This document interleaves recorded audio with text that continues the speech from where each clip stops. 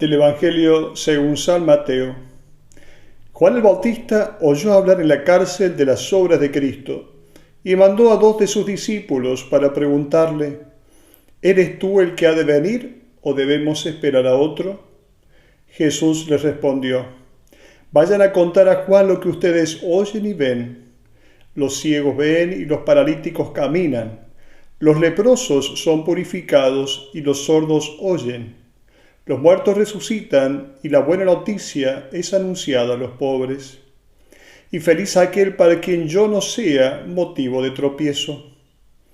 Mientras los enviados de Juan se retiraban, Jesús empezó a hablar de él a la multitud diciendo: ¿Qué fueron a ver al desierto? ¿Una caña agitada por el viento? ¿Qué fueron a ver? ¿Un hombre vestido con refinamiento? Los que se visten de esa manera viven en los palacios de los reyes. ¿Qué fueron a ver entonces? ¿Un profeta? Les aseguro que sí, y más que un profeta. Él es aquel de quien está escrito: yo envío a mi mensajero delante de ti para prepararte el camino. Les aseguro que no ha nacido ningún hombre más grande que Juan el Bautista, y sin embargo el más pequeño en el reino de los cielos es más grande que él. Hola amigos y amigas, una vez más tenemos como personaje principal en este tiempo del Adviento a Juan el Bautista. Un hombre austero, irreprensible, daba la impresión de ser un maestro de vida, seguro de sí mismo, de sus propias certezas, una persona inflexible. Sin embargo, como todos, tenía sus perplejidades, sus tormentos interiores, sus inquietudes. Jesús, que le tenía una gran estima y lo comprendía, un día lo invita a examinar sus propias convicciones religiosas, teológicas. Le hizo saber que debía realizar en sí mismo aquella conversión que él pedía a los demás. El domingo pasado la liturgia nos propuso el mensaje del Bautista. Hoy nos presenta su ejemplo. Juan no ha enseñado solamente con su palabra, sino que ha mostrado con su vida cómo debemos estar siempre dispuestos a cuestionar nuestras propias seguridades cuando nos confrontamos con la novedad de Dios. Claro, no es fácil reconocer al Mesías de Dios. Juan está educado por los profetas. Israel lo ha esperado durante siglos a este Mesías. Sin embargo, cuando ha llegado hasta las personas espiritualmente más preparadas, mejor dispuestas, les ha costado entenderlo y aceptarlo, reconocerlo. El mismo entonces, Juan el Bautista, fue presa del desconcierto. En la primera parte del Evangelio de hoy es presentada la duda que un día surge en la mente, en el corazón del precursor, y la respuesta que Jesús le da. Juan se encuentra en la prisión porque ha denunciado el comportamiento moral de Herodes, quien ha tomado la mujer de su hermano. Está en prisión. Pero Juan se mantiene informado de cómo está comportándose Jesús de Nazaret, a quien él se ha dirigido como al Mesías. En este intervalo, sin embargo, su fe comienza a vacilar. Del Evangelio resulta claro que Juan ha dudado que Jesús fuera el Mesías. Por esta razón va a enviar a sus discípulos a preguntarle: ¿eres tú el que ha de venir o debemos esperar a otro? ¿Cómo ha surgido en Juan esta perplejidad? ¿Por qué? La respuesta es muy simple. Basta tener la imagen del Mesías que desde pequeño Juan había asimilado de los líderes espirituales de su pueblo. Esperaba un Mesías juez, riguroso, que arremeta contra los malvados. Y aquí está la sorpresa. Jesús no solo no condena a los pecadores, sino que come con ellos, se jacta de ser su amigo. No destruye a los pecadores, sino que cambia su corazón y los quiere felices a cualquier precio. El Bautista entonces es invitado a tomar conciencia de estas 6 nuevas realidades, ya no las 10 plagas con las cuales es castigado a Egipto, sino estas 6 nuevas realidades que propone el Evangelio de hoy. La curación de los ciegos, de los sordos, de los leprosos, de los tullidos, la resurrección de los muertos y el anuncio del Evangelio a los pobres. Estos son signos de salvación, ninguno es un signo de condena. El Mesías de Dios no tiene nada que ver con el personaje, diríamos, este personaje energético, severo que Juan esperaba.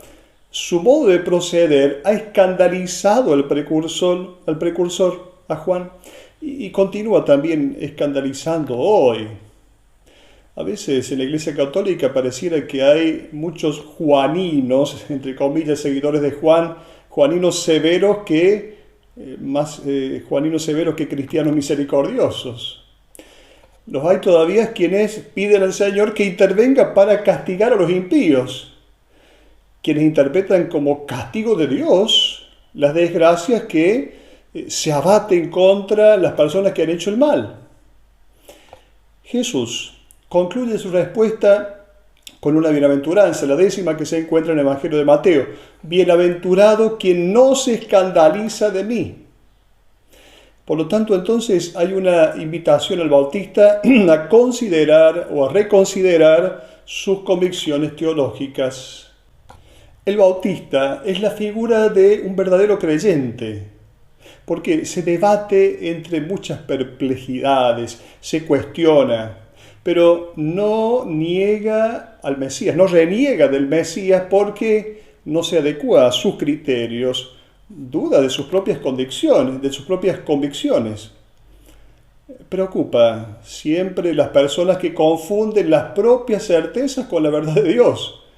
Quien tiene una respuesta inmediata para todas las preguntas, quien tiene siempre a mano algún dogma para imponer, quien nunca se deja cuestionar, esto preocupa. Una fe de esta manera a veces está cerca del fanatismo, lo cual es uno de los peores enemigos de la fe. Volvamos sobre lo que Jesús dice a los discípulos del Bautista, la respuesta que Jesús da. Jesús en realidad no da una respuesta a su pregunta de si era o no era el Mesías. Más bien les muestra de qué modo Él lleva a cabo su misión mesiánica. Les indica que vean los signos de salvación.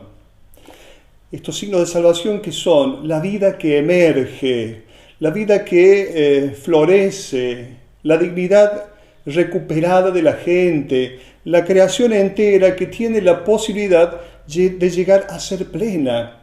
Todo esto es lo divino que se está revelando. En todo esto se revela lo divino. Es como si el Bautista mandara a preguntar, ¿eres tú la encarnación de Dios? Y Jesús no responde directamente a esta pregunta. Entonces se nos dice que cuando la vida puede florecer y la dignidad de las personas se hace realidad, entonces ahí está Dios. Más aún, esa realidad es Dios. Dios es amor.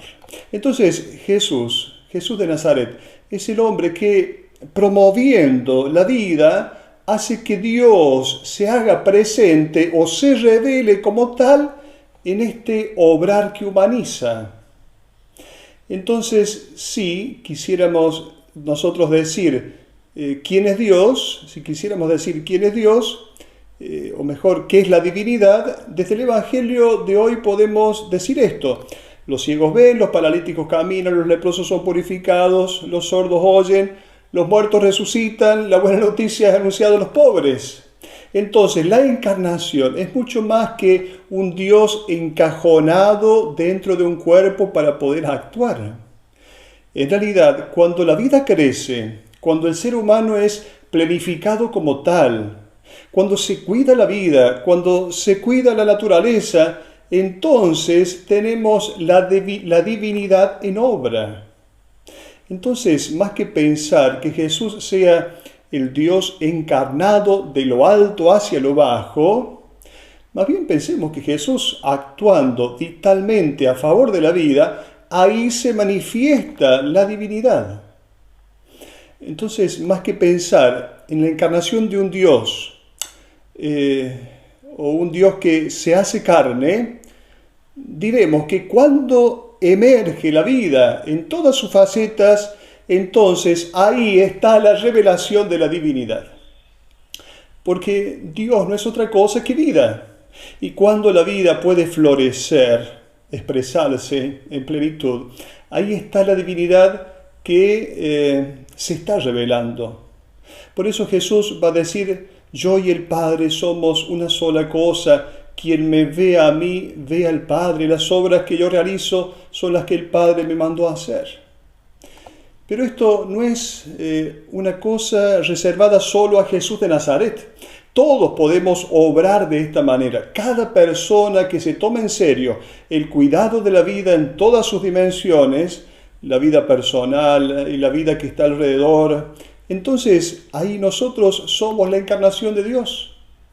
Cuando trabajamos por la dignidad de las personas, sobre todo por quienes están inmersos en las diversas situaciones de infierno, ahí les damos carne a Dios. Ahí le damos carne a Dios. Jesús ha encarnado la divinidad en su modo de obrar. Ahora nos toca a nosotros.